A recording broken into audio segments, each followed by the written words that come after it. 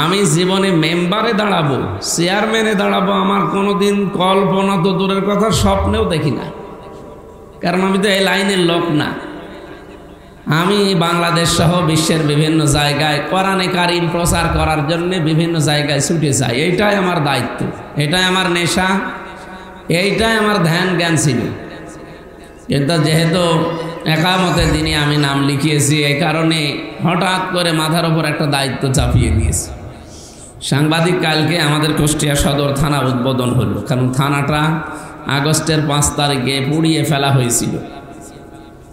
খবরের বহির্প্রকাশ হিসাবে যারাই হোক পুড়িয়ে ফেলেছিল। এই 10 মাস পরে খুলনা বিভাগের যিনি রেঞ্জের ডিআইজি আছেন, উনি গিয়েছিলেন কালকে, উদ্বোধন করলেন। আমাদেরকে মেহমান হিসাবে দাওয়াত দিয়েছিল। তা আমাকে সাংবাদিক প্রশ্ন করছে যে আপনাকে যে এই আসনের জন্যে, এই আসনটা তো গুরুত্বপূর্ণ একটা আসন, কারণ ওখানে হানিফ সাহেব দাঁড়াতেন। হানিফ সাহেবের নাম শোনেননি? এরপরে পাশে ইনু সাহেব, এখন তো জেলে আছে। এই হেভি ওয়েট নেতা যারা বাংলাদেশের জাতীয় পর্যায়ে, এই মানুষগুলোর এই জায়গায় যিনি আমাদের ওখানে ছিলেন অধ্যাপক ফরহাদ হোসাইন, বর্ষিয়ান রাজনীতিবিদ, সেই ছোট্টবেলা থেকে তারা রাজনীতি করে আসছে। বার্ধক্যের কারণে শরীর একেবারে মানে সেই পর্যায়ে নেই যে পর্যায়ে থাকার কথা। এই জন্য সংগঠন থেকে তাকে একটু বিশ্রাম দিয়েছে। হঠাৎ করে দায়িত্বটা দেওয়ার পরে সাংবাদিক বলছে আপনার কেমন লাগছে? আপনি সংসদ সদস্য প্রার্থী, এটা বিশাল ব্যাপার। কোথায় মেম্বার, চেয়ারম্যান, উপজেলা ভাইস চেয়ারম্যান, উপজেলা চেয়ারম্যান, এরপরে মেয়র, এরপরে এমপি, কত ধাপ। একটা ধাপও পার করার আগে না, একবারে আমি গাছের একেবারে উপরে। এদেশে আর একটা জায়গা বাকি আছে, মন্ত্রী হওয়া।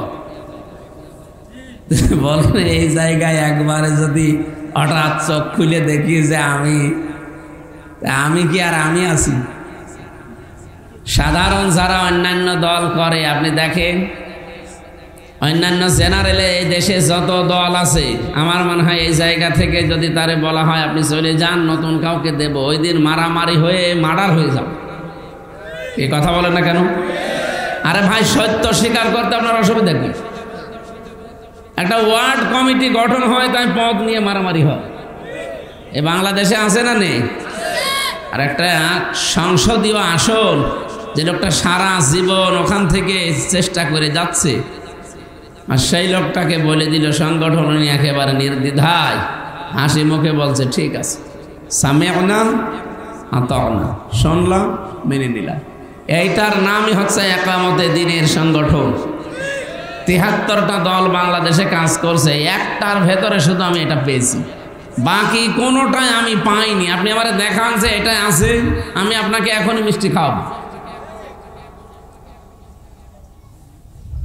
লিকাইলা তাসাও আলা মা ফাতাকুম ওয়ালা তাফরাহু বিমা আতাকুম। আমি সাংবাদিককে আয়াতটা বলেছিলাম সূরা হাদীদের ২৪-২৩ নম্বর আয়াত। আমি বললাম দেখেন, কোনো কিছু পেলে আত্মহারা হওয়া যাবে না, আবার কোনো কিছু হারিয়ে গেলে দুঃখ পাওয়া যাবে না। আমি যে 3টা বছর জীবন থেকে হারালাম, এই ফ্যাসিস্টদের রসানলে পড়ি। যে মামলা দিয়েছিল, মামলা তো আর মামলা না, সব বানানো, এখন প্রমাণ হয়ে যাচ্ছে। এটিএম আজহারুল ইসলামের বিরুদ্ধে যে মামলা দিয়েছিল, হাইকোর্ট থেকে এখন পুরাটা খারিজ করে দিয়েছে, খালাস দিয়ে দিয়েছে। তার মানে এই 13 বছর 14 বছর উনি জেলে ছিলেন, ওনার কোনো দোষ পাওয়া যায়নি, সবগুলো বানোয়াট, মিথ্যা আর উদ্দেশ্য প্রণোদিত। আমার মনে হয় এরকম যত মানুষ বিনা কারণে 2 বছর 5 বছর 10 15 20 বছর জেল খাটে, এরা যদি বেকসুর খালাস পায়, বেকসুর খালাস মানে তার কোনো দোষ পাওয়া যায়নি, এটাই তো নাকি? বেকসুর খালাস যারা পায় তাদের কি এতদিন পর্যবেক্ষণ করে দেখলাম যে কোনো দোষ নেই তার। যদিও জেলখানায় আটক করে রাখা হয় একটা নিয়ম নীতির ভেতরে। কেন? কারণ বাইরে থাকলে লোকটার পালিয়ে যেতে পারে, ক্ষতি হতে পারে, এই জন্য একটা জায়গা আটকিয়ে রাখে যে থাকেন, আপনার বিচার চলছে, রায় হওয়ার আগ পর্যন্ত আপনি দোষী এ কথা বলা যাবে না। তো ওনার যেহেতু 13-14 বছর পরে অলরেডি হাইকোর্ট থেকে, সুপ্রিম কোর্ট থেকে, আপিল বিভাগ থেকে একেবারে ফাইনাল রায় দিয়েছে যে উনি নির্দোষ, বেকসুর খালাস, তার মানে এই 13-14 বছর ওনার পেছনে লেগে থেকে কিছুই পাওয়া যায়নি, পোড়াটা বানোয়াট। আমারটাও ওইটাই ছিল। আমার যে মামলা আমি 30 বারের উপরে তুলেছিলাম, সিএমএম কোর্ট, জজ কোর্ট, হাইকোর্ট, না জামিন হবে না, কারণ লাল দাগ দেওয়া ছিল। মাওলানা মামুনুল হক আর আমির হামজা এই দুইজনের লাল দাগ মারা, আল্লাহর ওলি মেরে দিয়েছিল, এই জন্য হবে না।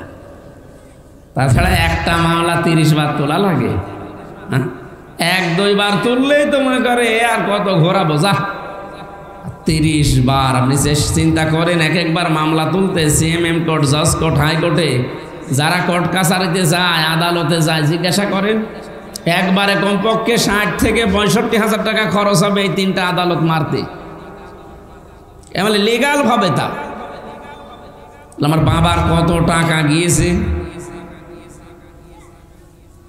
এই টাকাগুলো যারা নিলেন তারা কিন্তু জেনে বুঝেই নিয়েছেন।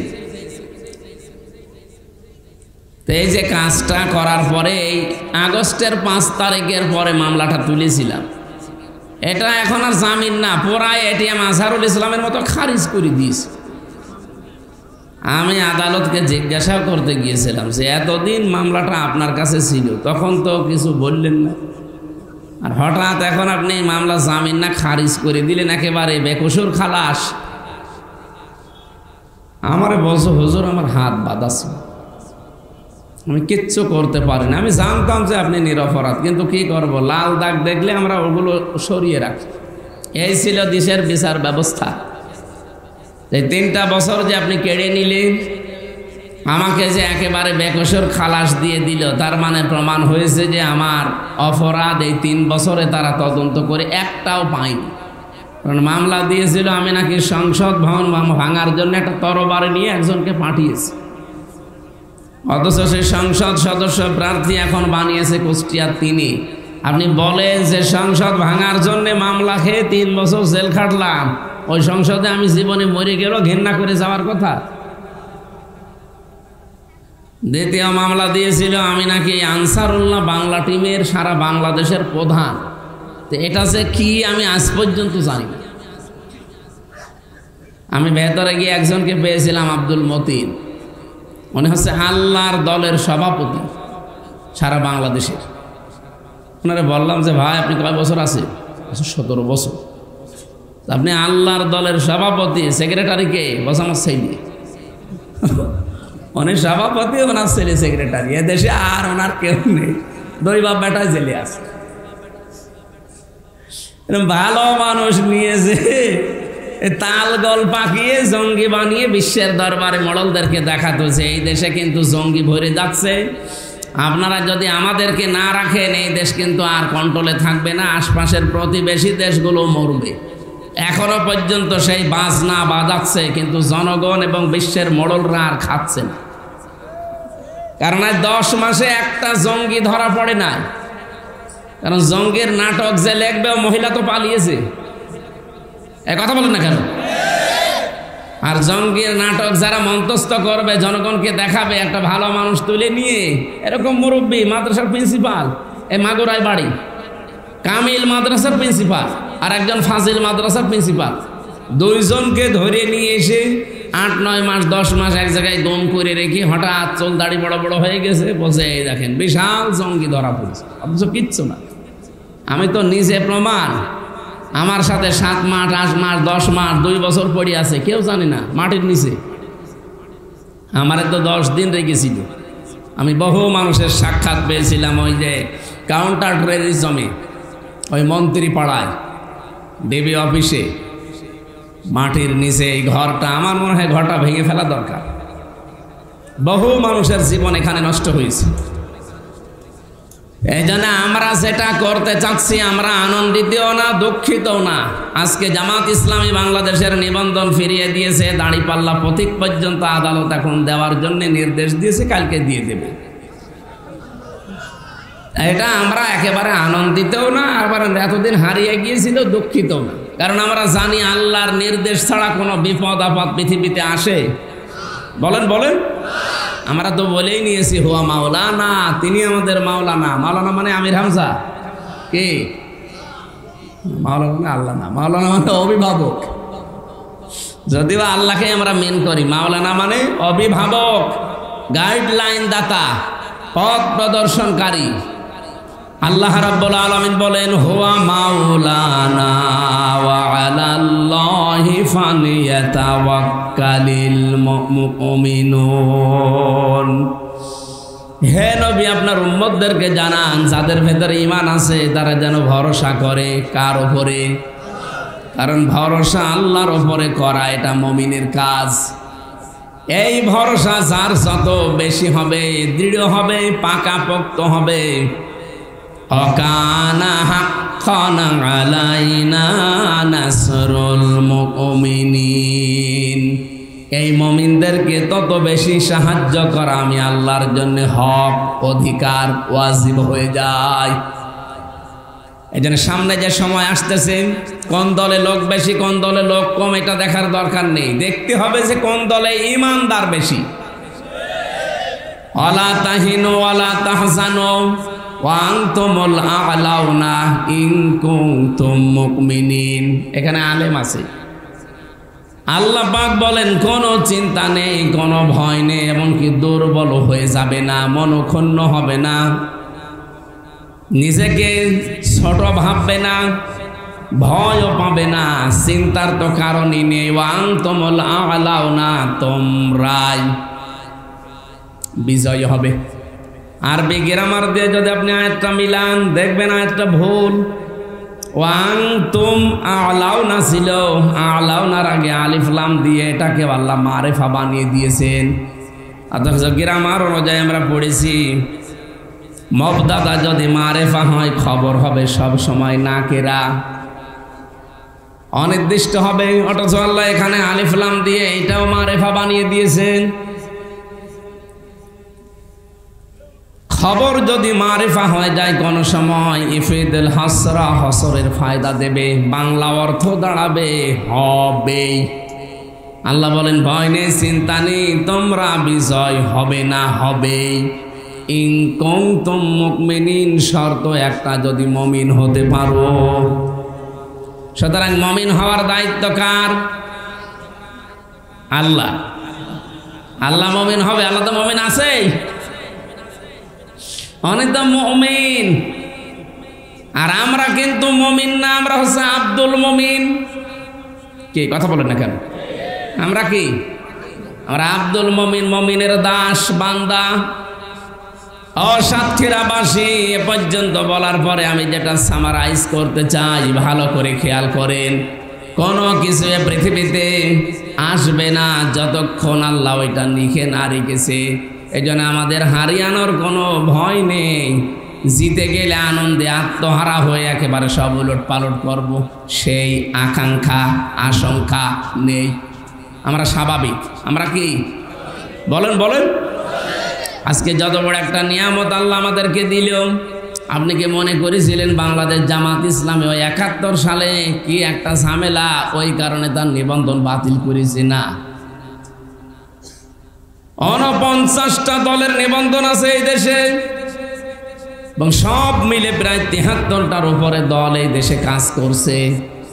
বাংলাদেশ জামাত ইসলামীরও নিবন্ধন ছিল, কেড়ে নিয়েছিল ৮ সালের দিকে, ৯ সালের দিকে কেড়ে নিয়ে এই ১২ বছর পরে এই মামলা চলছিল। কোনো দিনের জন্য চিন্তা করেছেন কেন এদেরটা কেড়ে নিল? তো ছিলই একটাই মাত্র কারণ, কেড়ে নিয়েছিল যে জনগণ ক্ষমতার উৎস। এটা জামাতের ওই গঠনতন্ত্রে লেখা ছিল না, ওখানে লেখা ছিল ক্ষমতার উৎস আল্লাহ। বলেন তো এই কথা যদি কোনো মানুষ না বলে তার ঈমান থাকার কথা? বলেন বলেন। এতদিন যাদের নিবন্ধন ছিল, যাদেরটা বাতিল হয়নি, তারা ওইটা বলতো যে জনগণ ক্ষমতার উৎস।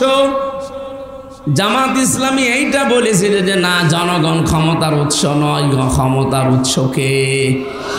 ওখানে আয়াত লেখা ছিল আন্নাল কুওয়াতা লিল্লাহি জামিআ।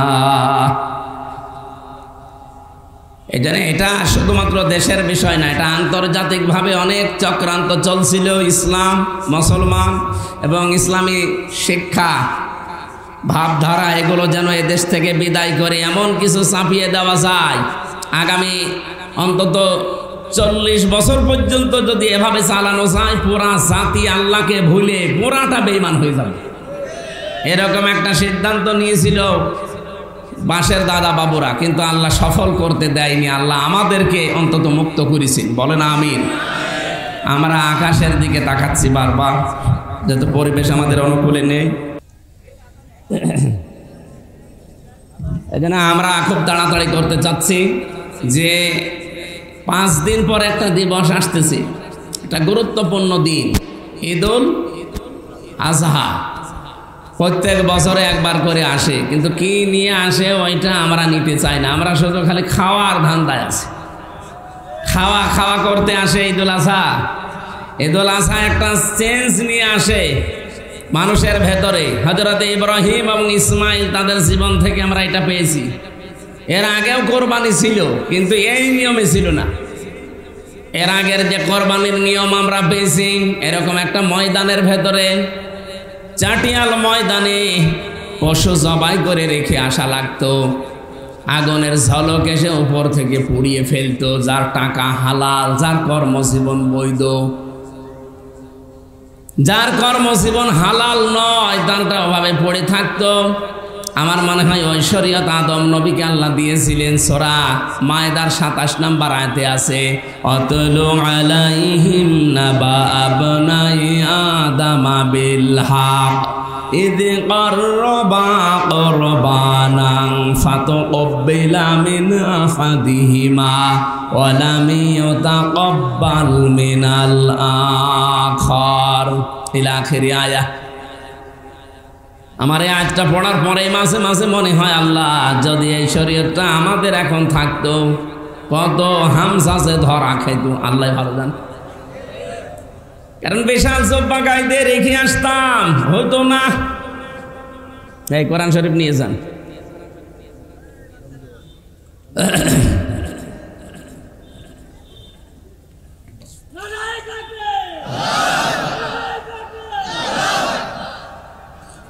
এই তাকবীর আগে পরের দিন একটা প্রশ্ন এসেছে আমার কাছে, আর একটা দিয়েছে মোবাইলে। প্রথম প্রশ্ন হচ্ছে, 5 ওয়াক্ত ফরজ নামাজের পরে মোনাজাত যদি না করা হয় তাহলে কি তারা জাহান্নামী হবে? কথাটা হাদিস সম্মত কিনা বিস্তারিত জানতে চায়। এই প্রশ্নের জবাব হচ্ছে, নামাজ শুরু হয় তাকবীর দিয়ে আর নামাজ শেষ হয় সালাম দিয়ে। নামাজ শুরু হবে কি দিয়ে? তাকবীর কি? আল্লাহু আকবার, এই যে নামাজ শুরু হয়ে গেল, আর শেষ হবে আসসালামু আলাইকুম রাহমাতুল্লাহ, এই শেষ নামাজ। এরপরে আর নামাজ নেই। এরপরে যদি আপনি কিছু করতে চান সেটা নামাজের বাইরে, এটা দোয়া দরুদ পড়েন, মোনাজাত বলেন, যাই বলেন, যা করবেন ওটা নামাজের ভেতরে আর নেই। সুতরাং আমাদের এই বাংলাদেশ, ভারত, পাকিস্তান, এই 3টা দেশে আমরা বেশি পাই। ফরজ নামাজের পরে আমরা এই যে সম্মিলিত যে মোনাজাত জোরে জোরে করি, এটা নামাজের অংশ নয়।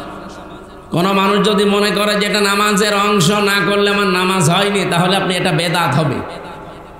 আমার কথা বোঝেন আপনি? এটা কি হবে বলেন বলেন? এই বেদাতটা কেউ মনে করবেন না। হ্যাঁ, আপনি নামাজ শেষ হয়ে গেছে, 10টা জায়গায় দোয়া কবুলের গ্যারান্টি আছে, তার ভেতরে ফরজ নামাজ পড়ার পর এটা যে হাত তুলেই করা লাগবে বিষয়টা এমন না। আপনি মনে মনে দোয়া করেন, অথবা আল্লাহু আকবার 3 বার, আস্তাগফিরুল্লাহ 3 বার, আল্লাহুম্মা আনতাস সালাম ওয়া মিনকাস সালাম এটা 3 বার, বা একবার পড়েন। এরপর আয়াতুল কুরসি একবার, আরও কিছু দোয়া দরুদ আছে যেগুলো রাসূলুল্লাহ পড়তেন, ওইটা মাসনুন দোয়া দেখে নেবেন। সুবহানাল্লাহ 33 বার, আলহামদুলিল্লাহ 33 বার, আল্লাহু আকবার 34 বার, এইগুলো পড়ি। এখন আপনার মনে যত কিছু লাগে আপনি বাংলায়, আরবিতে, ইংরেজিতে বলেন, আল্লাহকে বলেন।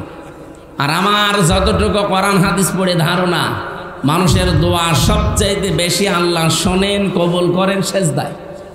কোন সময় বলেন বলেন? কিন্তু ফরজ নামাজে এবং ওয়াজিব নামাজের সেজদায় গিয়ে আপনি মাতৃভাষায় দোয়া করতে পারবেন না, যে বাংলায়। এটা করা যায় নফল নামাজে, সুন্নত নামাজে। তাহাজ্জুদের নামাজে একেবারে সেজদা দিয়ে রাখেন আধা ঘন্টা, 45 মিনিট, 1 ঘন্টা। আমি নিজে জেলখানায় এই 3 বছর এক একটা সেজদায় আমার মনে হয় 1 ঘন্টা 10 মিনিট, 20 মিনিট, 1.5 ঘন্টা কেটে গেছে। কারণ মানুষ সেজদার ভেতরে যদি মজা পায়, ও জীবনে আর মাথা তুলতে যাবে না। আর এমনিতেই 3 বছরে তো কোনো দিকে তাকাইনি, 24 ঘন্টা ঘরের ভেতরে তালা লাগান। এই জন্য ওই আমার জীবনটাও এরকম ছিল। সেজদায় গেলে অঝর নয়নে এমনি কান্না চলে আসত। কারণ যোগাযোগ বিচ্ছিন্ন 3 বছর, কিচ্ছু জানি না বাইরের অবস্থা, খালি আল্লাহ আর আমি ছাড়া কেউ নেই ঘরের ভেতরে। সিসি ক্যামেরা দেওয়া 24 ঘন্টা, আমাদের সাথে যেন কেউ কথা না বলে, এইরকম কঠিন করে রেখেছিল ওই জালেমরা। সেজদায় যে আপনি নফল আর সুন্নত নামাজে, তাহাজ্জুদের নামাজে যত পারেন বাংলা, ইংরেজি, আরবি যা পারেন সব বলেন। আমার মনে হয় এই যে ফরজ নামাজের পরে মোনাজাত জোরে করবেন না আস্তে করবেন, হাত তুলে করবেন না হাত ছেড়ে দিয়ে করবেন, এইটা নিয়ে এলাকায় যেন কেউ গন্ডগোল করবেন না। এটা নামাজের অংশ নয়। কেউ করলে আপনার বাধা দেওয়ার দরকার নেই, কারণ একবারে বাধা দিতে গেলে আপনি যত বড় হুজুর হন এক দেবে চাটি। হ্যাঁ, বেশি বুঝু, হুজুররা কি কম বুঝতো? এই জন্য আস্তে আস্তে এটা তোলা লাগবে, একবারে হবে না। আর যারা না করেন আপনারা মনে মনে যা পারেন করেন, আপনাকে বাধা দেওয়ার এখানে দরকার নেই, কারণ এটা হারাম হওয়ার কোনো বিষয় না। বেদাত যদি হয়, বেদাত আবার 2 প্রকার, বেদাতে হাসানা, বেদাতে সাইয়া। হাসানা মানে যেটার দ্বারাই আল্লাহর, মানবতার, ইসলামের কোনো ক্ষতি হয় না। আমি নামাজ পড়ার পরে যদি আমি হাত তুলে মোনাজাত করি, আমার কোনো ক্ষতি আল্লাহর হচ্ছে? বলেন বলেন। হ্যাঁ, যদি নামাজিদের ডিস্টার্ব হয়, পেছনে যারা 2-1 রাকাত নামাজ পায়নি, আপনার জোরে জোরে কথা বলার দরকার নেই, যা বলবেন মনে মনে বলবেন।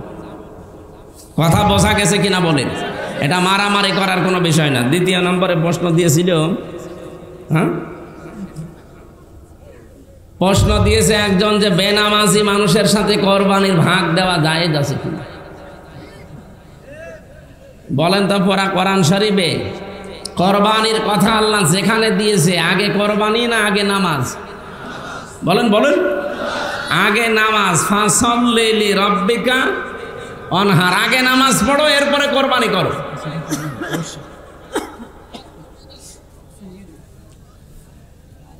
এদিকে তাকান, থাক। নামাজ যদি আপনার না থাকে তাহলে কোরবানি তো যাবেন। আমার এই যে পুরাটা মিলে হাত, পুরাটা কি আমার এখান থেকে এইটুকু আছে আর এইটুকু নেই, কেউ হাত বলবে? আর এতটুকু দিয়ে কিছু করা যাবে? আমার যদি নাক চুলকায় হবে? কি ঝামেলা না? আল্লাহ কির সাথে কি মিলিয়েছে দেখেছেন, যে আগে নামাজ পড়ো এরপরে কোরবানি দাও। এই জন্য আহ্বান জানাচ্ছি, যারা নামাজ পড়েন নামাজিদের সাথে আপনি মিলে কোরবানি ভাগে দেবেন, আর যারা নামাজ পড়ে না বেনামাজি, ওরা আলাদা আলাদা একসাথে করে দিন। কারণ ওদের তো হবে না, ওই এমনও হবে না, ও খালি গোশত খাওয়া হবে, সুতরাং ওরা মিলিয়ে মিশে খাক। বেনামাজি বেনামাজি ভাগ দেবেন, ঠিক আছে তো? অবশ্য ঠিক। আমরা কোরবানি সংক্রান্ত যে আয়াত পড়েছি সূরা হজের 34 নম্বর আয়াত, তাফসীর আকারে কথা বলবো এখান থেকে। বৃষ্টি হচ্ছে, একটু সময় দেন আমারে। এই আসার সময় বাড়িওয়ালা আসলে আদর করে দই খাওয়িয়েছে, এখন আমার গলা ব্যথা করছে। দইটা না খাওয়াই ভালো ছিল।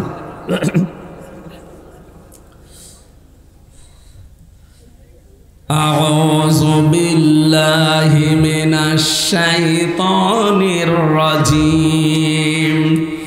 বিসমিল্লাহির রহমানির রহিম। ওয়ালিকুল্লি উম্মাতিন জাআলনা মানসাকাল লিয়াযকুরু ইসমাল্লাহ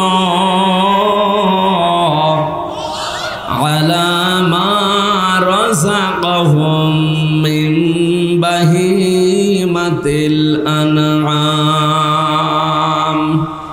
সাদাকাল্লাহুল আযীম। এ পর্যন্ত থাক।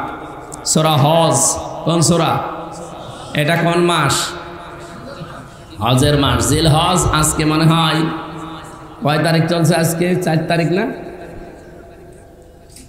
রমজানের পরে যত গুরুত্বপূর্ণ সময় পৃথিবীতে আছে, সবচাইতে গুরুত্বপূর্ণ সময় এই 10 দিন, জিলহজের 1 থেকে 10 তারিখ পর্যন্ত।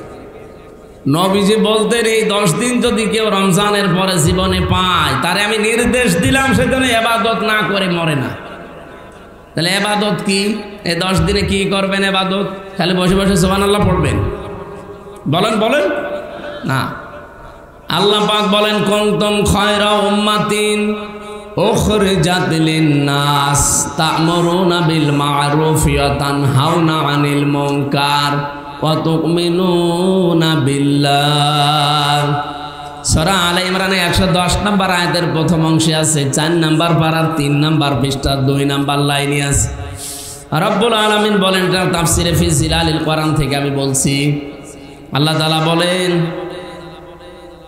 তোমরাই শ্রেষ্ঠ জাতি, শ্রেষ্ঠ উম্মত তোমরাই, শ্রেষ্ঠ মানুষ তোমরাই।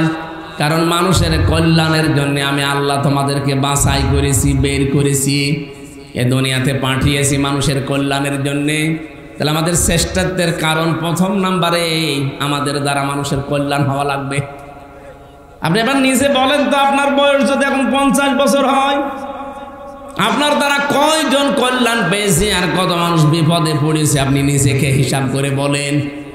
আল্লাহর কাছে উত্তম হতে হলে যদি সত্যিই কিছু পেতে চান তার কাছ থেকে, আজকের এই ময়দানে যে 5টা চেয়ার এখানে দিয়েছেন, অবশ্যই মানুষগুলোর মর্যাদা এলাকায় আছে, না তো চেয়ার এখানে দিতেন না।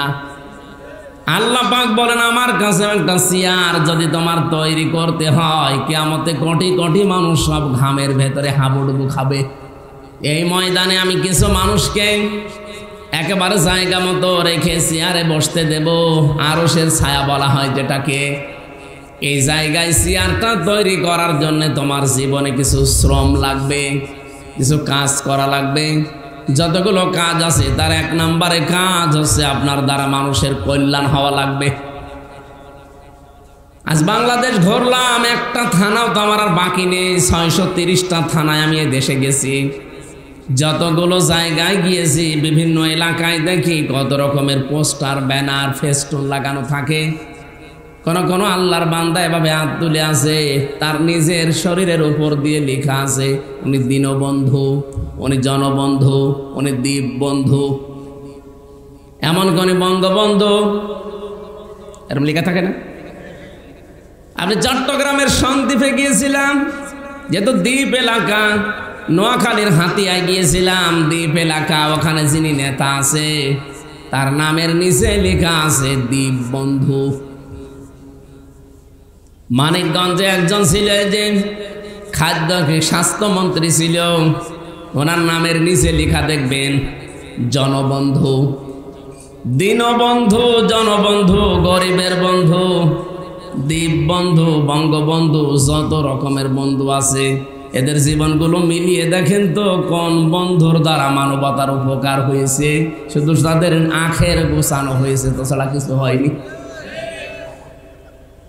অন্য সময় বাদই দিলাম, 15 বছর তো অন্তত সন্দ্বীপে হাতিয়ায় যারা দায়িত্বে আছে এমপি ছিল, এই 2 জন মানুষকে ওরা যেহেতু দ্বীপ বন্ধু লেখে নামের নিচে, দ্বীপ বন্ধু, দ্বীপের মানুষের জন্য তারা বন্ধু। কি কল্যাণ করেছেন? একটা সেতু বানাতে পারেননি, এমনকি একটা ফেরি চালু করতে পারেননি। 15 বছর প্রায় 17 কিলোমিটার যাওয়া লাগে সাগরের ভেতর দিয়ে।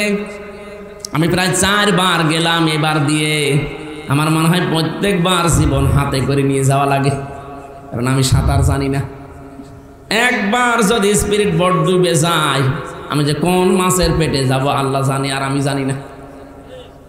এরকম একটা ভয়ঙ্কর জায়গা, কারণ ওখানে ফেরি চালু করা যেত না। কি করেছেন আপনি? শুধু নিজের আখের গুছিয়েছেন, এখন সেই গোছানো টাকা তো খেতেও পারেন না, পালিয়েছেন।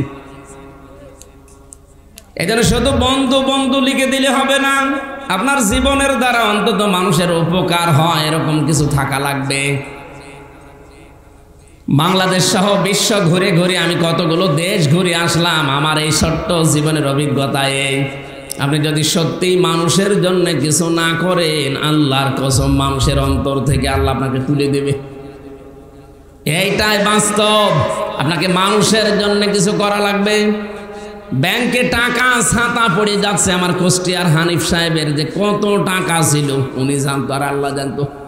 আপনাদের এই সাতক্ষীরা, বাগেরহাট, খুলনা, যশোর, এই 4 জেলায় প্রায় আমার মনে হয় অধিকাংশ মাছের ঘের থেকে আল্লাহর ওলি হাদিয়া তোফা পেত।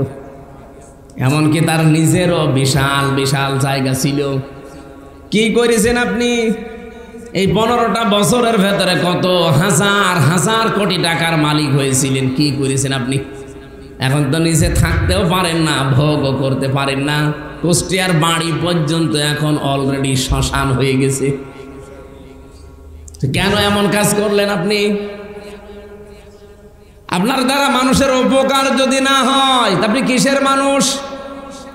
এই যে ব্যাংকে হাজার হাজার কোটি টাকা আপনি রেখে দিয়েছেন, এগুলো সব এখন ছাতা পড়ে যাচ্ছে, কারণ আপনার সই ছাড়া তো তোলা যায় না। আর সরকার যদিও এখন বাজেয়াপ্ত করছে, করুক। আমার মনে হয় অবৈধ ইনকাম যাদেরই আছে, শুধু 15 বছরে না, এই 54 বছরে যাদের অবৈধ ইনকাম, সব যেন ইউনুস নিয়ে সরকারের কোষাগারে জমা দেয়। এটা চান না? এটা রেকর্ড হচ্ছে। যার যতটুকু আছে নিজের বৈধ ইনকাম বাদ দিয়ে বাম হাতের ইনকাম আপনি দুদকের কাছে দিলেই টের পেয়ে যাবেন। একটাও যেন না থাকে, সব নিয়ে আপনি দিয়ে দেন রাষ্ট্রের কোষাগারে। আমি কালকে একটা রিপোর্ট পেয়েছি, পদ্মা সেতু বানাতে যে টাকা খরচ হয়েছে, ওই টাকা দিয়ে কমপক্ষে 4টা পদ্মা সেতু বানানো যায় ভালো করে, যদি টাকাগুলো পাচার না হতো আর মারিং কাটিং। তারপরেও তো একটার খরচে 4টা বানানো যায়। যেই টাকা পাচার হয়েছে ওই টাকাগুলো যদি দেশে থাকতো, কমপক্ষে 36টা সেতু বানানো যেত, পদ্মা সেতু। আজ রাজবাড়ির গোয়ালন্দ ঘাটে একটা সেতু পাওয়া যাচ্ছে না। ওদিকে চাঁদপুরের থেকে ভোলার একটা সেতু দরকার, ওখানে একটা সেতু নেই। কত জায়গায় এখনো পর্যন্ত এই ব্রিজ সেতু দরকার, এগুলো সব বানানো এই 15 বছরে সম্ভব ছিল, যদি এই টাকাগুলো ওরা মেরে না খেত আর পাচার না করত। এদেশের দুর্ভোগের পেছনে সবচাইতে দায়ী এই 54 বছর যারা ছিল সবাই। শুধু 15 বছরের কথা বলবো না, উপকার আপনি করেননি। এই জন্য টাকা ব্যাংকে ছাতা পড়ে যায় আর আপনার কোনো হিসাব নেই। আমি আপনাকে দান করতে বলছি না, আপনি ওই টাকাগুলো দিয়ে অন্তত একটা ফ্যাক্টরি বানান। মালয়েশিয়া ছিলাম কয়েকদিন আগে, সিঙ্গাপুর, থাইল্যান্ড, ইন্দোনেশিয়া, বাহরাইন, কতগুলো দেশে ঘুরতে ঘুরতে আমি পাইলটকে জিজ্ঞাসা করতাম যে ভাই এদেশে এত উন্নত হয় কি করে? যতগুলো দেশে আমার এই হেলিকপ্টারে করে পাইলটে নিয়ে গেছে, তারা বলেছে 2টা কারণে এই দেশ দাঁড়িয়ে গেছে, সিঙ্গাপুর, মালয়েশিয়া, থাইল্যান্ড। 1 নম্বরে এই দেশের ভেতরে কোনো দুর্নীতি নেই। 2 নম্বরে এই মানুষগুলো সময়ের ব্যাপারে খুব সেন্সিটিভ, সময়ের কাজ তারা সময় করবে। আমাদের দেশে এই 2টার একটাও নেই। সময়ের কাজ সময়ে করা হয় না। একবার বাজেট দিয়েছিল পদ্মা সেতুতে, একবারে হয়নি, 3বার বাজেট ঘুরিয়ে ঘুরিয়ে বেশি করেছে। যেখানে 10,000 কোটি টাকা হলে হয়ে যায়, সেখানে 33,000 কোটির উপরে খরচ। কেন এত টাকা লাগবে কেন? যেভাবে টার্গেট দিয়েছিল ওই টার্গেটে বানিয়ে ফেললে কিন্তু এই বাজেট আর বাড়ানো লাগে না, আর এত সময়ও লাগে না। সিঙ্গাপুর 2004 সালের পর থেকে তারা দাঁড়িয়ে গেছে, অথচ দেশটা মাছ ধরে খাওয়া মানুষ, ওরা জেলে, ওর আশপাশে শুধু সাগর আর সাগর, মাঝখানে একটা দ্বীপ, 45 কিলোমিটার এ মাথা ও মাথা। এ সাতক্ষীরার চাইতে আমার মনে হয় 3 ভাগের 1 ভাগ। আমি তো সাতক্ষীরায় ঢুকেছি সেই আসরের পরে, আর এখানে আসতে বাজলো রাত 9টা। কত বড় দেশ! 3.5 ঘন্টার উপরে শুধু সময় লেগেছে পর্যন্ত আসতে সেই যশোর থেকে। অথচ সিঙ্গাপুরে এ মাথা ও মাথা মাত্র 1 ঘন্টা সময়ও লাগে না, 50 মিনিটে আমার শেষ। এতটুকু একটা দেশ, আজ বিশ্বে 257টা দেশের ভেতরে তারা 10 জন থাকলে 1 জন দাঁড়িয়ে গেছে, আর আমরা 54 বছরও দাঁড়াতে পারলাম না, কারণ আমাদের সময়ের জ্ঞানটা নেই। 2 নম্বরে আমাদের মানুষের উপকারের মন নেই। পৃথিবীতে আল্লাহর কাছে ওই মানুষটাই দামি মানুষ। নামাজ পড়লে দামি হবেন না, রোজা রাখলে দামি হবেন না। মানুষ আল্লাহর কাছে দামি হয় ওইটা যার দ্বারা মানুষের উপকার হয়। আপনার দ্বারা যদি মানুষের 10টা কর্মসংস্থান তৈরি না হয়, একটা 10টা অটো কিনে বলেন যে 10টা অটো 10 এলাকার মানুষকে কিনে দিলাম, গরিব মানুষকে আপনারা চালাবেন। 10টা সিএনজি কিনে দিলাম, চালান। কিন্তু আমাকে মাসে মাসে এই টাকা দেবেন, আর বাকি টাকা উপায় করে আপনি সংসার চালাবেন। ওর সংসারও চলবে, ওর উপায়ও হবে, আপনার টাকাও দেবে, মাঝখান থেকেও চিন্তায় চাঁদাবাজি চুরি ডাকাতি থেকে বেঁচে থাকতে পারবে। এইভাবে 54 বছর যদি সাঁচিয়ে ফেলতে পারতাম, বাংলাদেশটা আজ মালয়েশিয়ার আগে দাঁড়িয়ে যেত। চট্টগ্রামে একটা খাল 400 কোটি টাকা চেয়েছিল, যারা ওখানে দায়িত্বে আছে, বলেছিল সরকারকে যে 400 কোটি টাকা দেন, খালটা আমরা মেরামত করে দেব। বাংলাদেশ জামাত ইসলামের ওখানে যিনি দায়িত্বে আছেন, আলহাজ শামসুল ইসলাম না শাহজাহান চৌধুরী, সাবেক এমপি, উনি বলেছে টাকা 400 কোটি, 1 টাকাও দেওয়া লাগবে না, 1 কোটি টাকা খরচ করে আমি পুরাটা মেরামত করে দেব, আর 1টা টাকাও রাষ্ট্রের দেওয়া লাগবে না, সব টাকা আমার সংগঠন থেকে দেব। 1 কোটি টাকা সংগঠন থেকে নিয়ে খালটা বানিয়ে এই যে এবার মেরামত করে দিয়েছে। সারা বিশ্বে এখন প্রশংসিত বাংলাদেশ জামাত ইসলামের এই কাজটা। তারা বলছে 400 কোটি টাকার কাজ 1 টাকাও না নিয়ে মাত্র 1 কোটিতে যারা করতে পারে, এদের হাতে দেশ গেলে নিরাপদ থাকবে, এটা তার প্রমাণ। বাংলাদেশের সাবেক মন্ত্রী মাওলানা মতিউর রহমান নিজামী রহমতুল্লাহ আলাইহি 5 বছর মন্ত্রী ছিলেন, তাও 2টা মন্ত্রী। টাকা তো 1টা টাকা চুরি করে নাই, ডাকাতি করে নাই, মেরে খায়নি। দায়িত্ব পালন করার পরে 36 টাকা বেঁচেছিল, ওই টাকাটা ফেরত দিয়েছে। আপনি ভালো মানুষ খুঁজে পান না, ভালো মানুষ খুঁজতে কি আটরশি যাওয়া লাগবে, দেওয়ানবাগি যাওয়া লাগবে? আল্লাহর ওলি খুঁজতে উনি যায় দেওয়ানবাগি, রাজারবাগি, সুরেশ্বরী, আটরশি। কে বলেছে আল্লাহর ওলি গুণ? আল্লাহর ওলি তো ওইটা, যেই লোকটা তার কর্মজীবনে সঠিক। হাবিল আর কাবিলের ঘটনা সেই ছোটবেলা থেকে পড়ি শোনায় না, শুধু শোনানোর জন্যে না। হাবিলেরটা কবুল হয়েছিল, কাবিলেরটা কবুল হয়নি, কারণ একটাই, কাবিলের টাকা ছিল হারাম আর হাবিলেরটা ছিল হালাল। এই শরীয়ত বললাম না, এখন যদি থাকতো তো বাংলাদেশে কত হাসি আমরা ধরা খেতাম। মানুষ আমাদের সাথে আত্মীয়তা করাও বন্ধ করে দিতে, বলছে দেখতে তো ভালো মনে হয়, কিন্তু ওর তো কর্মজীবন ঠিক নেই, তাহলে ওরটা কবুল হইল না কেন? ওই সময় কাবিল বলেছিল, তোরটা কেন কবুল হয়ে গেল? তোরে আমি রাখবো না, মেরে ফেলবো। না, আরো বলবে তো যে ভাই আপনি তো আমার ছোট, তুই বয়সে আমার ছোট, দুনিয়ায় আমার পরে এসেছিস, তোর শরীরের শক্তি কম, তারপরও তোরটা কবুল হয়, আমারটা হয়নি। কেন হয়নি? আমি এটা আবিষ্কার করে দেখি আমি তোর মতো হতে পারি কিনা। না, তোরটা কেন হয়েছে তোরই মেরে ফেলবো। আমার মনে হয় এখন কাবিলের মতো কাজ অনেকে করছে। এই 54 বছরে আপনি তাদের মতো হতে পারেন না যাদেরকে জনগণ ভালোবাসে, তাদের মতো চরিত্র বানাতে পারেন না, তাদের মতো অর্থনীতি ঠিক করতে পারেন না, নিজে তো কিছু করে না, যারা ভালো কাজ করে বলে তোকেই মেরে ফেলবো, তোরে মানুষ এত ভালোবাসে কেন? এগুলো কি মানুষের কাজ না কাবিলের কাজ?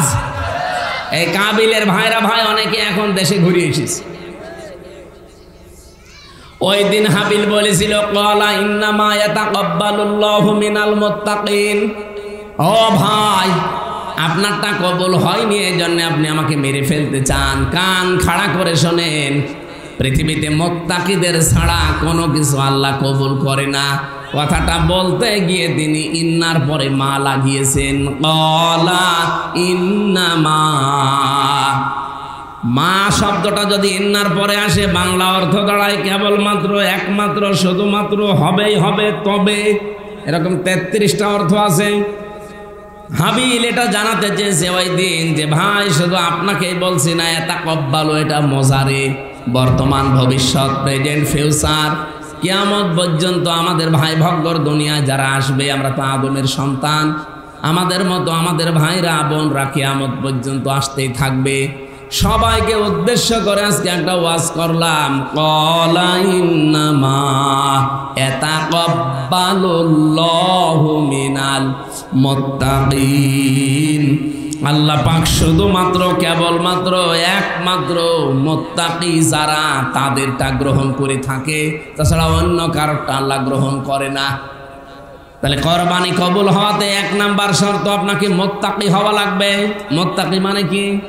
আমার মতো বিশাল জব্বা গায়ে দিয়ে, টুপি মাথায় দিয়ে, হাতে একটা তসবি নিয়ে, দুনিয়ার কোনো খেয়াল নেই, শুধু সুবহানাল্লাহ পড়ছে, এটা মুত্তাকি না। মুত্তাকির সংজ্ঞা হচ্ছে আল্লাহর নিষিদ্ধ কাজগুলো ঘৃণা ভরে ছেড়ে দেওয়ার নাম মুত্তাকি। বলেন তো এই দেশে আল্লাহর নিষিদ্ধ বহু কাজ আছে, ইচ্ছা থাকার পরও ছেড়ে দেওয়া যায় না, এমন জায়গা নেই? ঘুষ দেওয়াও হারাম, নেওয়াও হারাম, কিন্তু এমন একটা জায়গা দেখান যেখানে ঘুষ ছাড়া কাজ হয়, দেখান। কোর্টে যান, কোর্টের বারান্দার ইট পর্যন্ত টাকা চাই। আপনারা তো আর কোর্টে কামে যান না। আমার বাবার মানে সে জোতার তলা ক্ষয় হয়ে গেছে এই 3 বছরে, কারণ আমি তো একটা ছেলে, ও পাগল হয়ে গেছে মুরব্বী। কোথায় যাওয়া লাগবে, কোন উকিলের কাছে, কোন পিপির কাছে, কারে ধরা লাগবে, কারে টাকা দেওয়া লাগবে, খালি ছুটেছে।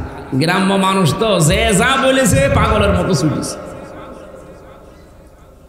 বের হওয়ার পরে আমারে বলছে, হামজা যেখানে যাই সেখানে, এমনকি কোর্টের বারান্দার দিকে তাকিয়ে যে ইট লাগানো আছে, ইটের দিকে তাকালেও মনে হয় ইটও বলবে টাকা দিন।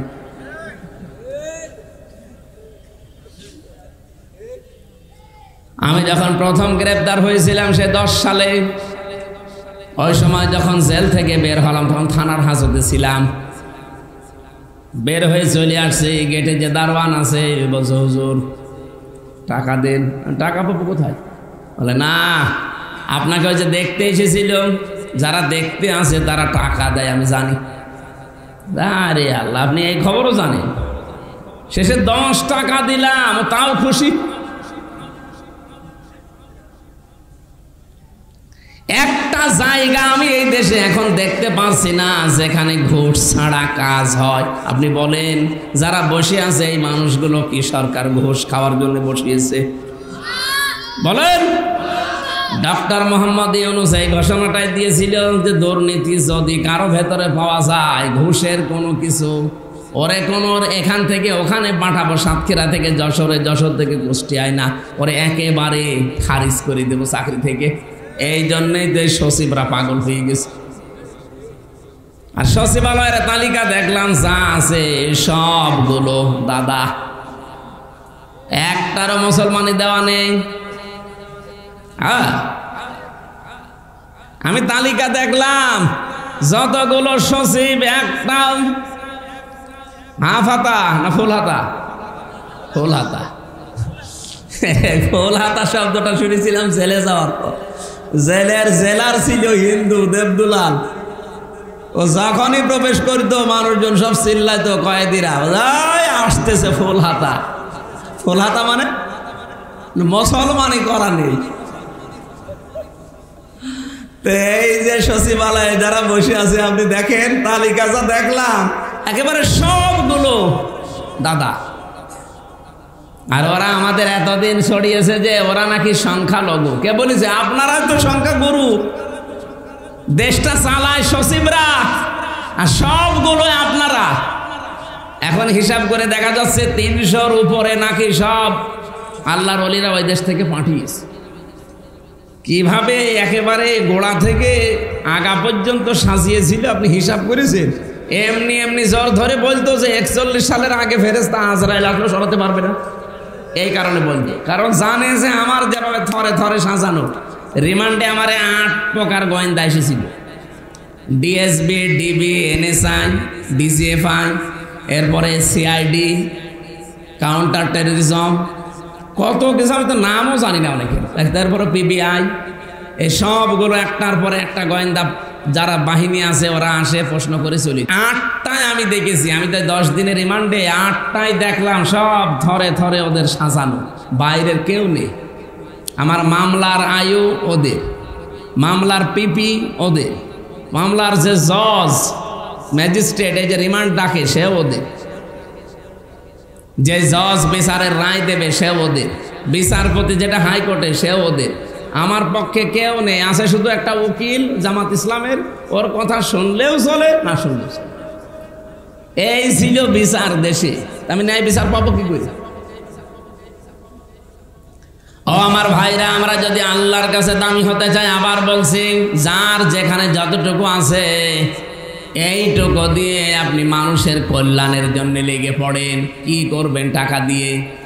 ব্যাংকে তো টাকা পড়েই থাকবে। আজকে যদি চোখ বন্ধ হয়ে যায়, আপনার ওই অর্থ, ওই টাকা, ওই কড়ি নিয়ে আপনার মেয়ে, আপনার ছেলে, আপনার বউ আনন্দ করে বেড়াবে। কথা বলেন না কেন? এখন যেমন করছে অনেকের। আজকে যে মৎস্যমন্ত্রী ছিল একজন, সমরে জাউল করিম, একটা ভিডিও পাঠিয়েছে যে কত কষ্ট করে যে আমি ভারতে পালিয়েছি। 4 ঘন্টা নাকি কচুরি পানার ভেতরে লুকিয়েছিল। কেন আপনি এমন কাজ করবেন যে মানুষ দেখলে আপনাকে কুকুরের মতো পিটাতে চায়? কেন? এমন জীবন তৈরি করা যায় না যে ক্ষমতা চলে গেলেও যেন মানুষ আপনার জন্য আফসোস করে।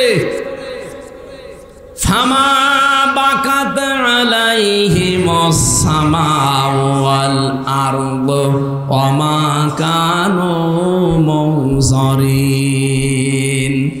রব্বুল আলামিন বলেন, এই পৃথিবীর ময়দান থেকে এমন মানুষ বিদায় নেয় যার জন্য আকাশেও কেউ কাঁদে না, জমিনেও কেউ কাঁদে না, ইন্না লিল্লাহ কেউ পড়ে না। এমন মানুষ নেই? আমি একটা দেখাচ্ছে যে কালামানিক, যেটা বিচারপতি ছিল, আমার মনে হয় এ শয়তান যদি মরে যায়, ওর জন্য ইন্না লিল্লাহ পড়া দূরের কথা, যদি 1 কোটি মানুষ কেউ কথা বলতে পারে, সবাই বলবে আলহামদুলিল্লাহ। আমি ডিবি অফিসে কয়েকটা অফিসারের নাম বলছি, এদেরকে আমি জেলখানায় দেখেছি। মানুষ এদের উপরে যে রেগে আছে, কারণ এরা যে ক্ষতি করেছে। ডিবির ডিসি ছিল মশিউর, কোন জেলায় বাড়ি আমি জানি না, অবশ্যই তার কানে এটা যাবে। আমি আপনাকে বলছি, সতর্ক করছি, জনগণের সামনে যদি আপনি পড়েন আর আমার সাথে যারা জেলে ছিল তাদের জীবন আপনি নষ্ট করে দিয়েছেন। ফুটবলের মতো পিটায় মানুষকে, ফুটবলের মতো। এতটুকু বাঁটু একটা মানুষ বলে যে মানুষ না মারলে আমার ভেতরে জোশ আসে না। এরপর আমি ডিসি নজরুল ইসলাম মোল্লা, আর আমার দ্বারা দায়িত্বে ছিল বিশেষ করে কাউন্টার টেররিজমের প্রধান আসাদুজ্জামান গোপালগঞ্জের। আমি তার শয়তান দেখিনি। আমার মনে হয় যদি শয়তান দেখতাম তো এরকমই হতো, একটা টাটকা নির্ভেজাল শয়তান। মানুষ এরকম গালি দিতে পারে আমার বিশ্বাস হয় না। তাও আমার যাই হোক, আমার নামের আগে তো অন্তত হাফেজ লিখা আছে, মাওলানা মুফতি লিখা আছে। লিখা নেই? এটাকে আমি আন্দাজে লিখেছি, সার্টিফিকেট অর্জন না করে লিখেছি। আমি 6 মাস কয়দিনে হাফেজ হয়েছি কোরআনের। আমি মাওলানা শেষ করেছি, মুফতি শেষ করেছি, অনার্স মাস্টার্স করেছি বিশ্ববিদ্যালয় থেকে। একে না করে আন্দাজে, এগুলো আন্দাজে এখানে লিখে দিয়েছেন আপনারা। এগুলো লেখা দেখার পরেও লোকটা যে গালি দিত আমারে প্রতিদিন, আমার মা বাপ তুলে, অথচ নিজেই বলতো মাঝে মাঝে যে তোমার কোনো দোষ নেই, আমরা জানি, আমরা দোষ নেই, ছেড়ে দেন না। ওরা ইচ্ছা করলে বহু সহজ করে দিতে পারতো বিষয়টা, কিন্তু টাকাও খেয়েছে, কঠিনও করেছে। বাবারে বলেছিল যেদিন ধরে তার পরের দিন যে 50টা মামলা দেব যদি এখনই 10 লাখ টাকা না দেন। তো গ্রাম্য মানুষ বাবা তাড়াতাড়ি করে এদিক ওদিকে ধার ধর করে বলছেন 8 লাখ টাকা দিয়েছে। গরিব মানুষ 8 লাখ টাকা ওই সময় দেওয়া একবারে, কিন্তু শয়তানরা কথা রেখেছে, টাকাও নিয়েছে, পরের দিন মামলাও দিয়েছে। তুই বললে কি যে আর মামলা দেব না, যা একটা হয়ে গেছে এই থাক, আবার টাকাও নিলি। আর আকিস গ্রুপের কাছে 32 লাখ টাকা নিয়েছে। ওরা ধনী মানুষ, ওদের কাছে ন্যায় নিতে না করে, যা করে করে। আপনি আমার বাবারে এভাবে কি করলেন? আর এখন মাঝে মাঝে নাম্বার কোথায় পেয়েছে জানি না, বলছে হুজুর মাফ করে দিয়ে। আরে মাফ করবো, আগে টাকা ফেরত দেন। মাফ তো করার জন্য আমি বসে আছি, কিন্তু টাকা তো ফেরত দেবেন। টাকা ফেরত দেওয়ার নাম নেই, আর আপনি বলছেন মাফ করে দিন। মাফ করে দিলেই হলো? আমার বাবার এত বড় ক্ষতি হয়ে গেল, টাকাগুলো ফেরত দেবেন না? আকিস গ্রুপের টাকাও ফেরত দেওয়া লাগবে। ও স্যারও আমার সেদিন বলিস যে আমার কাছ থেকে বহুতবার এইভাবে টাকা নিয়ে নিয়ে আমারও অতিষ্ঠ করে তুলেছিল। তোমারে শুধু আমরা খতিবের চাকরি দিয়েছিলাম, এই কারণে ওরা আমাদের উপরেও টার্গেট করেছে। আমার ভাইরা, আমার বিষয় আমি শুধু টাচ দিলাম এ কারণে যে এই জুলুমের শিকার আমরা হয়েছিলাম। এখন ওরা হালকা পাতলা কিছু হচ্ছে, এই জন্যে নাকি ওরা আর পারছে না। অনেকে হার্ট অ্যাটাক করে মরে যাচ্ছে। আরে ভাই কিছুই হয়নি। এ 15 বছরে ইসলাম বিশেষ করে আলেমদেরকে যা করেছেন এর 100 ভাগের 1 ভাগও এখনো পাননি। যদি 5 ভাগও পান আপনি টিকে থাকতে পারবেন না, এমনি মরে যাবেন। হাসপাতালের বেডে, জেলখানার ভেতরে এরকম মুরব্বী প্রিন্সিপালকে প্যারালাইজড এই মানুষটাকে ধরে নিয়ে আজ 8 বছর 10 বছর জেল খাটাচ্ছে জঙ্গির মামলা দিয়ে। হাজার হাজার আলেমের উস্তাদ সেই লোকটা। মাগুরায় বাড়ি, শালিখা থানায় নাকি শ্রীপুর। আমি যখনই হাসপাতালে মাঝে মাঝে 2-3 মাস 4 মাস পরে একবার যেতাম, হাও মাও করে কাঁদ। এ মুরব্বীও 6 মাস ছিল। কারে বাদ দিয়েছেন আপনি?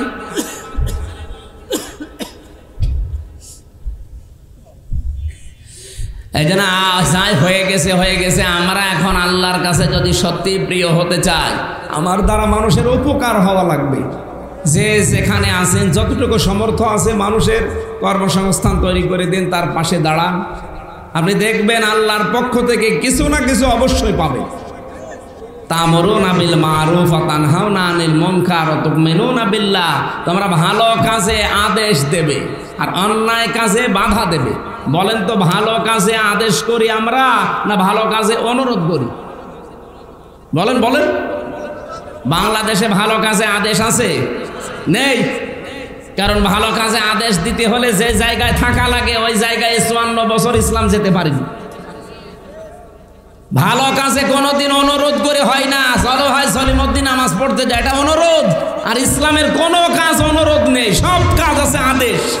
ডু ইট, এটা করাই লাগবে। কারণ এই আদেশ কি হামজার না আল্লাহর? আল্লাহর কাজ কি অনুরোধ করে হয়? কোরআনে এই জন্য সব আমর দেওয়া। তা'মুরুনা বিল মা'রুফ, ভালো ভালো কাজ, যেটা পরিচিত কাজ। মারুফ মানে পরিচিত। পরিচিত কাজগুলো আদেশ করা লাগবে। আর এগুলো আদেশ করতে হলে আদেশের জায়গায় থাকা লাগে। এই জন্য আজ বাংলাদেশ জোট করেছে, এই দেশের মুসলমানেরা আগামী থেকে আমরা ইসলামকে আদেশের জায়গায় নিয়ে যেতে চাই। এটা অনেকে রাজনীতি মনে করে। আরে ভাই, রাজনীতি হয় কি করে? এটা এদেশে 300 এমপি হবে সামনে। 151 জন যদি কোরআন শরীফ বুকে নিয়ে এবার যেতে পারে, আর প্রথম অধিবেশনে যদি বলে মাননীয় স্পিকার আমরা নামাজের বিল চাই, উনি যদি বলে হাত তোলেন, 300 জনের ভেতরে 151 জন হাত তুললেই বিলটা পাস হয়ে যাবে। আর তখন নামাজের ওয়াজ করা লাগবে, আপনার বাপ পর্যন্ত নামাজ পড়তে বাধ্য হবে। 18 কোটি মানুষ তার পরের দিন থেকে নামাজ পড়া আরম্ভ করবে। আপনি ভোট দিয়েছিলেন হামসাকে মাত্র একটা, আপনি নামাজের জন্য 18 কোটি মানুষ নামাজ পড়লে যা পাচ্ছে সওয়াব প্রতিদিন, আপনি একাধারে যতদিন বেঁচে আছেন ওই সওয়াব পেতে থাকবেন। এই জন্য আমরা ইসলামকে আদেশের জায়গায় নিয়ে যাব। 2 নম্বরে অন্যায় কাজে বাধা দেওয়া। অন্যায় কাজে নিষেধ করে না, ও ভাই এটা করো না, না, বাধা দেওয়া লাগবে। এই যে স্রোত চলে নদীতে, এখন যদি হুজুরকে নিয়ে আমি যে বলি এই ভাই স্রোত বন্ধ হয়ে যা, ফু দিলাম, হবে? কি করা লাগবে? বাদ দেওয়া লাগবে। বাধার প্রাচীর তৈরি করা লাগবে। এই কথা বললেন না? এই দেশে যত অন্যায় আছে, অন্যায় দেখে সুবহানাল্লাহ আলহামদুলিল্লাহ নাউজুবিল্লাহ পড়লে হবে না, এটা বাধার প্রাচীর তৈরি করা লাগবে। আর ওইটার জন্য সংসদ দরকার। আর এইটাকে অনেক মানুষ আজ ফতোয়াবাজি করছে, এটা রাজনীতি, এটা দুনিয়ার কাজ। কোনটা রাজনীতি কোনটা দুনিয়ার কাজ তোমার কাছে শেখা লাগবে। একটা আয়াত পেটে পাড়া দিলে তো শুদ্ধ করে বলতে পারো না, আবার ফতোয়া দাও। তু'মিনুনা বিল্লাহ, সর্বোপরি আল্লাহর প্রতি আমাদের ঈমান যা আছে আরো বাড়াতে হবে। সুতরাং আল্লাহ আমাদেরকে সর্বোত্তম জাতি বলে ঘোষণা দিয়েছেন এই 3টা কারণে, আমাদের দ্বারা মানুষের জন্য উপকার হয়। 2 নম্বরে আমরা ভালো কাজে যেন আদেশের জায়গায় যেতে পারি। 3 নম্বরে অন্যায় কাজগুলো যেন বাধার প্রাচীর তৈরি করা যায়। এই জায়গায় আর দলমত দেখা যাবে না, সব এক হয়ে যাওয়া লাগবে। আল্লাহ আমাদেরকে আয়াতটা সারা জীবনে যেন একেবারে সেট করে দেন, বলেন আমিন। সূরা হজ যেহেতু বললাম, এই হজের 34 নম্বর আয়াত, আর হজের মাস চলছে। এটা ভালো ভালো কাজ এই মাসগুলোতে করা দরকার। 4টা মাস আল্লাহর কাছে পবিত্র মাস বলা হয়। একটা হচ্ছে এই জিলহজ, জিলকদ, রজব আর মুহররম। তার ভেতরে 3টা তো পার হয়ে গেছে, এখন যেটা আছি এই মাসে আমাদের সম্মান দেওয়া লাগবে আল্লাহর এই মাসকে। এটা আল্লাহর মাস, শাহরুল্লাহ বলা হয়। আল্লাহ রাব্বুল আলামিন বলেন যালিকা ওয়া ইউআযযিম শাআইরাল্লাহি ফাইন্নাহা মিন তাকওয়াল কুলুব। এইটাই আল্লাহর বিধান। আল্লাহ পাক বলেন আমার এই মাসগুলোকে, আমার এই নিদর্শনগুলোকে সম্মান দাও। সম্মান তো তারাই দিতে পারে যাদের ভেতরে আল্লাহর ভয় তাকওয়া আছে। তাহলে এই জিলহজ মাসকে আপনি সম্মান দেবেন কি করে? জড়সড় হয়ে বসে থাকবেন আপনি? না, এই জিলহজ মাসের সম্মান হচ্ছে কাফেররাও এই মাসকে সম্মান দিত। এই মাস আসলেই তারা মারামারি, গন্ডগোল, হট্টগোল, কেস কামারি যা আছে, হামলা মামলা তারা সব বন্ধ করে দিত। আমরা আজ মুসলমানেরা ওই আমলটাও করতে পারি না। জিলহজ মাস এসেছে, এখন কি মামলা মোকদ্দমা বন্ধ আছে? বিনা কারণে মিথ্যা মামলা বন্ধ আছে, চাঁদাবাজি বন্ধ আছে। বলেন তারপরে কি সম্মান করছেন এই মাসকে? আল্লাহ যে বললেন এটা আমার মাস, মিনহা আরবাতুন হুরুম, এই 4টা মাস পবিত্র, সম্মান দাও এই মাসকে। ফালা তাজলিমু ফীহিন্না আনফুসাকুম, এই মাসে নিজেদের উপরে জুলুম করো না, কোনো গুনাহ ইচ্ছা করে জড়িয়ে যেও না। পরকীয়া প্রেম করা কি সওয়াব না গুনাহ? আরো জোরে। এই গুনায় যারা আছেন, শয়তানের ধোঁকায় হোক, নফসের জালে পড়ে হোক, এক্ষুনি এই মাসের সম্মানে বন্ধ করা লাগবে। যাদের মোবাইলে এরকম মেয়ে লোকের নাম্বার আছে, এখনই ডিলিট করে দেন। বলে হুজুর আজকে আর ওয়াজ করার দরকার নেই। নিষিদ্ধ এরকম যতগুলো কাজ আছে, নিষিদ্ধ কাজ, গুনার কাজ কাকে বলে? যেটা নিজে নিজে করলে আনন্দ পান, অন্য কেউ জেনে ফেললেই লজ্জা পান, এইটার নাম গুনাহ। কথা বোঝা গেছে? নিজে করলে আনন্দ লাগে, ভালো লাগে, শান্তি পাওয়া যায়, সুখ হয়। অন্য কেউ জেনে ফেললে, দেখে ফেললে অপমান মনে হয়, লজ্জা লাগে, এইটার নাম গুনাহ। আমরা এই কাজ থেকে নিজেকে যত বেশি বিরত রাখতে পারবেন, আপনার ইমানের ভেতরে একটা অনির্বচন সুখ, আলাদা শান্তি আমার আল্লাহ দান করবেন। বলেন সুবহানাল্লাহ। এই হজের মাসটাকে আমরা এভাবে গুনাহ ছেড়ে দেওয়ার মাধ্যমে সম্মান দেওয়ার চেষ্টা করি। ওয়ালিকুল্লি উম্মাতিন জাআলনা মানসাকান, প্রত্যেক জাতির উপরে আমি একটা বিধান দিয়েছিলাম, সেটা নুসুক। কি বললাম? নুসুক মানে, নুসুকের 3টা অর্থ হয়। 1 নম্বরে নুসুক মানে কোরবানির পশু জবাই করা। 2 নম্বরে নুসুক মানে হজের কাজ কারবার এখন যেটা চলছে। 3 নম্বরে নুসুক মানে ইবাদত বন্দিগি। যেহেতু ওই 2টা এখন আমাদের জন্য না, প্রথমটা আমরা আসতে 5 দিন পর। নুসুক মানে কোরবানি দেওয়া। কেন কোরবানি তোমাদের আমি দিয়েছি জানো? লিয়াজকুরু ইসমাল্লাহি আলা মা রাযাকাহুম মিন বাহিমাতিল আনআম, যখন তোমরা পশু জবাই করো ওই সময় যেন আমি আল্লাহর নাম উচ্চারণ করতে পারো। তাহলে এখান থেকে একটা মাসলা বের হয়, পশু জবাই করার সময় নাম নেওয়া লাগবে কার? এই এলাকায় করেন কিনা জানি না, পশু জবাই করার আগে কি বলেন? বিসমিল্লাহি আল্লাহু আকবার বলা লাগবে, ওয়া দেওয়া লাগবে মাঝখানে। এ ওয়াটা দিলে, ওয়া না দিলেও আপনার কোরবানি সদ্য হবে, কিন্তু ওয়া দিলে গুরুত্বটা বাড়বে। বিসমিল্লাহি আল্লাহু আকবার, আল্লাহর নামে এবং যিনি সব চাইতে বড়। এ কথাটা যদি কেউ নাও বলে মুসলমান, তারপরেও তার জবাই শুদ্ধ হবে, কিন্তু এটা বলা সুন্নাত। এটা নবীজি নিজে বলতেন।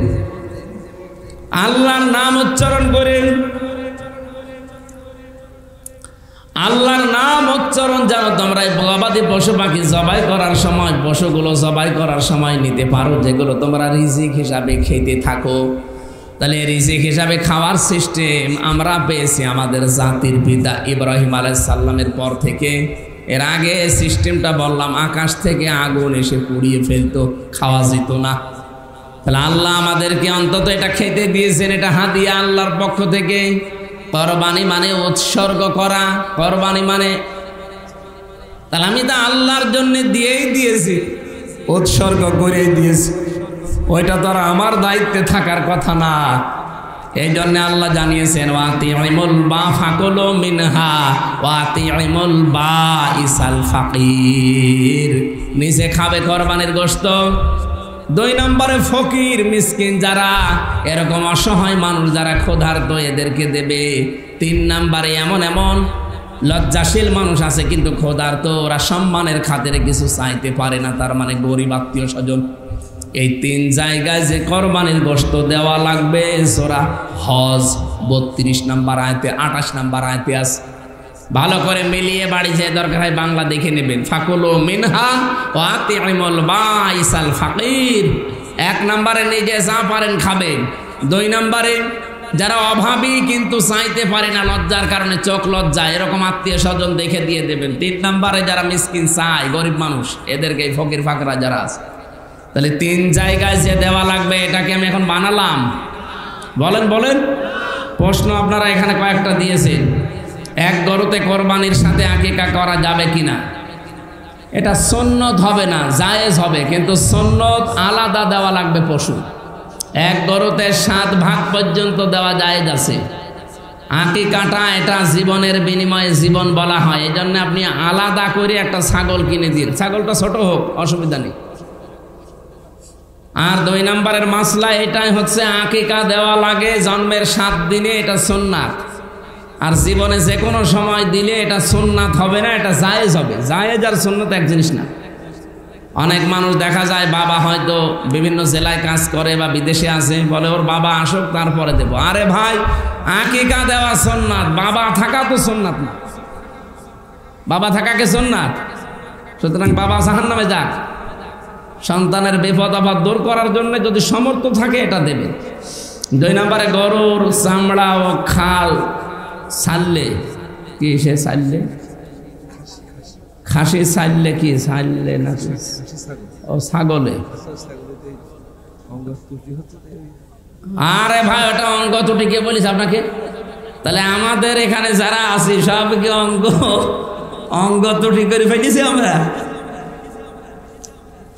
এখানে এই যে ছোটখাটো বাচ্চা বাদ দিয়ে বাকি যারা আমরা আছি সব ওই ছাগলের মতো না? কথা বলছেন এখানে? তাই আমরা কি অঙ্গহানি করে ফেলেছি? এটা আমাদের দরকার। তো ওটা যারা করছে ওটা অঙ্গহানি না। হ্যাঁ, কিছু কিছু আলেম ওলামা ফতোয়া দিয়েছে যে এটা কাটার দরকার নেই।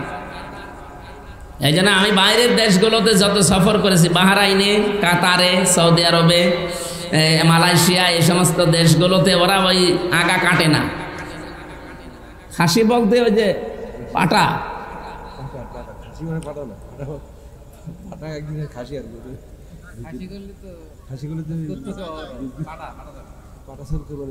হ্যাঁ হ্যাঁ, রাইস নেই মানে ওইটাই দেবে, কিন্তু ওটার মাংস মনে হয় গন্ধ করে। আপনারা দরকার জাল বেশি, আগুন বেশি জ্বালিয়ে খাবেন, অসুবিধা নেই। যদি দিতে পারেন ওইটাই দেওয়া দরকার। এই খাসি পাঁটি এগুলো আমি বুঝি না ভালো। যারা এই সমস্ত কাজ কারবার করে এদের সাথে থাকা লাগবে কিছুদিন। আর একটা প্রশ্ন আছে যে এই যে গরু আর ছাগল যারা জবাই করে গোশত বানিয়ে দেয়, এই গোশতই তাদেরকে পারিশ্রমিক হিসাবে অনেকে দিয়ে দেয়। না, এটা আপনার কোরবানি জায়েজ হবে না। ওর জন্য আলাদা কষায় ভাড়া করে রাখবেন। 2000, 5000, 10,000 টাকা দিয়ে আপনি 1.5 লাখ টাকা দিয়ে কোরবানি দেবেন, তো 4-5 হাজার টাকা কষাইকে দেওয়া যাবে না? ওটা আলাদা করে দেওয়া লাগবে, ওই গোশত দিয়ে সব দেওয়া যাবে না। আমাদের এইখানে কোরবানির প্রথম শিক্ষা পাচ্ছি আমরা যে কোনো কিছু জবাই করতে হলে কার নাম নেওয়া লাগবে? আল্লাহর নাম। আজ বাংলাদেশের বিভিন্ন দরবারে আমি বহু জায়গায় দেখেছি তারা আল্লাহর নামে জবাই দিচ্ছে না, ইয়া খাজা এটা বলে জবাই দিচ্ছে। আপনি যান, আমি দরবারের নাম বলছি না, এরকম কিছু কিছু জায়গায় আমি নিজে পেয়েছি ওরা আল্লাহর নাম বলে না। আমি 16 সালে হজ করে আসলাম, এসে একটা দরবারে গেছি, এই যে আমি নাম ধরে বলি, ভাই আমার কপালে যা আছে হোক, এই যে 8 ওখানে যাওয়ার পরে যে আল্লাহর ওলি ওখানে শুয়ে আছে কিনা আমি জানি না, থাক উনি ভালো মানুষ হোক। এখন আমি যেই স্যান্ডেল খুলেছি বসে স্যান্ডেল বগলে নেন, নিলাম যে এইভাবে যান, এইভাবে যাবো মানে এইভাবে যাই, এখন না গেলে তো ঢুকতে দেবে না, ঠিক এইভাবেই গেছি। এখন বের হব, চলে আসতেছি, পেছন ফিরে আবার এইভাবে বের হবে। মানে কেন? নবীর রওজা ঘুরিয়ে আসলাম কয়েকদিন আগে, মনে হয় 10-12 দিনে হয়নি। এখানে তো এভাবে যাওয়া লাগে না, এভাবে আসা লাগে না, এটা কি নবীর চাইতে সম্মানিত মানুষ পড়ে আছে এখানে? বলছো এটা তোদের নবী, এটা আমাদের নবী। এই কাজ, এই বিশ্বাস যাদের ভেতরে, ওই মানুষগুলো মুসলমান আর থাকে? বলেন যেখানে আল্লাহ বাদে অন্যের নামে উচ্চারণ হয়, অন্যের নামে জিকির হয়, অন্যের নামে জবাই হয়, প্রথম কোরবানির শিক্ষা এটা। আজকে থেকে আল্লাহ বাদে অন্য কারো নামে জবাই করা জায়েজ নেই। ফাইলাহু কামিলাহু ওয়াহিদুন ফালাহু আসলিমু, তোমাদের ইলা আমাদের ইলা একজন, সুতরাং আল্লাহর কাছে মাথা নত করা লাগবে। অবাশিরিল মুখবিতিন, যারা বিনয়ী, যারা বিনম্র, হে নবী তাদেরকে আপনি একটা সুসংবাদ দিন। কিসের সুসংবাদটা? হচ্ছে 4টা গুণ আয়াতের পরবর্তী 35 নম্বর আয়াতে আল্লাহ দিয়েছেন। এই দুনিয়াতে যারা 4টা কাজ করতে পারবে, এই মানুষগুলোকে আল্লাহ পাক বলেন ওর জীবনের কোরবানি তত তাড়াতাড়ি কবুল হবে। এবার আপনি মিলান তো আপনার জীবনে আছে কিনা? আল্লাযীনা ইযা যুকিরাল্লাহু ওয়াজিলাত কুলুবুহুম ওয়াস-সাবিরিনা আলা মা আসাবাহুম ওয়াল মুকিমিস সালাতি ওয়া মিম্মা রাযাকনাহুম ইনফিকুন। রব্বুল আলামিন বলেন 1 নম্বরে যারা আল্লাহর নাম তাদের সামনে উচ্চারণ হলে ওদের অন্তরাত্মা কেঁপে ওঠে, অথচ এই গুণটা এখন আমাদের নেই। আল্লাহর কথা স্মরণ করালে কেঁপে ওঠা দূরের কথা, আরো আমাদের বৃদ্ধি বাড়ে। অথচ আল্লাহর নাম উচ্চারণ হলে যদি আপনার কোরবানি কবুল করাতে হয়, এই অভ্যাসটা তৈরি হওয়া লাগবে। আপনার ভেতরে কাঁপ ধরবে, ভেতর সন্তুষ্ট হয়ে যাবেন আল্লাহর কোনো বিধানের কথা শুনলে। 2 নম্বরে ওয়াস-সাবিরিনা আলা মা আসাবাহুম, বিপদ আপদ তার উপরে যখনই আসবে এই বিপদের উপরে সে ধৈর্য ধারণ করবে। এই জন্য দুনিয়াতে, ভালো করে শুনেন, এই পৃথিবীতে ইসলামের উপরে টিকে থাকতে গিয়ে, ইসলাম মানতে গিয়ে যেই লোকটা যত বেশি কষ্ট সহ্য করবে, যত বেশি বিপদে পড়বে, ওর জীবনের কোরবানি তত তাড়াতাড়ি কবুল হবে। না, এটা বোঝেননি। আপনার ইসলাম মানা এই দেশে সবার সমান না। আমি ইসলাম মানতে গিয়ে আমার সব হারিয়েছি, আর আপনিও ইসলাম মানেন, আপনার 50 তলা বিল্ডিং উঠতেছে।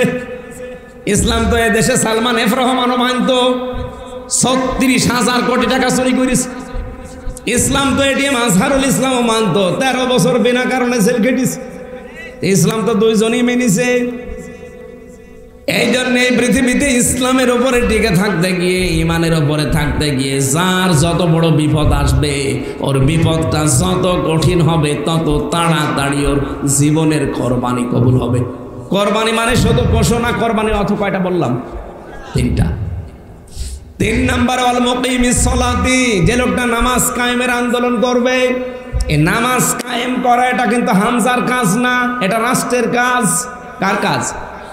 বলেন বলেন।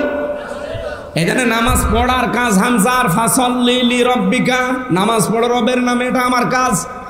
কিন্তু নামাজ কায়েম করা এখানে আল্লাহ 3 নম্বরে ফাসাল্লি দেয়নি, দিয়েছে আল মুকিমিস সালাত, সে নামাজ কায়েম করবে। আর নামাজ কায়েম করার দায়িত্ব রাষ্ট্রের। এটা সূরা হজের 41 নম্বর আয়াতে দেখবেন, আল্লাযীনা ইম্মাক্কান্নাহুম ফিল আরদি আকামুস সালাহ, আমি যাদের রাষ্ট্রীয় ক্ষমতা দেব, ওরা যদি মুমিন হয়, ইমানদার হয়, প্রথম তারা নামাজ কায়েম করবে। তাহলে নামাজ কায়েম করার দায়িত্ব কি হামজার? কার? রাষ্ট্রের। এ রাষ্ট্র বানাবে ফেরেশতারা। এই কথা বলতে গেলে আপনার কাছে রাজনীতি মনে হয় না? আপনি যে জীবনের কোরবানি কবুল করাতে চান, নামাজ কায়েমের আন্দোলন করেন। এই বাংলাদেশে যেই দল নামাজকে রাষ্ট্রে নিয়ে যেতে চায়, নামাজ কায়েম করতে চায় সমাজে, পরিবারে, রাষ্ট্রে, তার সাথে যে যত বেশি সম্পৃক্ত থাকবে, ওর জীবনের ইবাদত তত তাড়াতাড়ি কবুল হবে। 4 নম্বরে মিম্মা রাযাকনাহুম ইনফিকুন, যার আছে রিজিক হিসাবে। রিজিক মানে শুধু খাবার না, যাকে আল্লাহ যা জীবন চালাতে দিয়েছে ওইটাই রিজিক। আমার ক্ষমতা আমার রিজিক, আমার এই যে বক্তৃতা আমার রিজিক, আমি লিখতে পারি এটা আমার রিজিক, আমার যে পাওয়ার আছে প্রভাব প্রতিপত্তি এলাকা এটা আমার রিজিক, থানার ওসি সাহেবের যে চেয়ার ওইটা তার রিজিক। কথা বোঝেন? এলাকার মেম্বার, এলাকার মাতব্বর, এলাকার মন্ডল যিনি আছে তার যে পাওয়ার আছে এলাকায়, এইটা তার রিজিক। এই রিজিক গুলো সে যেন আমি আল্লাহর জন্য মানবতার জন্য ব্যয়। অথচ এই রিজিক গুলো এলাকার মেম্বার, এলাকার চেয়ারম্যান, মাতব্বর এই রিজিকটা পেয়েছে, প্রভাব প্রতিপত্তি আছে, ক্ষমতা আছে, এলাকায় টাকা পয়সার মালিক, আল্লাহর জন্য মানবতার জন্য পক্ষে ব্যয় করে না, ব্যয় করে তার নিজের আখের গোছানোর জন্য। না, আপনার কোরবানি হবে না ভাই। কোরবানি কবুল করাতে হলে রিজিক যা পেয়েছেন এটা খরচ করতে হবে আল্লাহর জন্য, মানবতার জন্য। এই 4টা কাজ আছে এখানে। আল্লাহ এই 4টা কাজে জড়িত থাকার তৌফিক এখন থেকে আমাদের দান করেন, বলেন আমিন।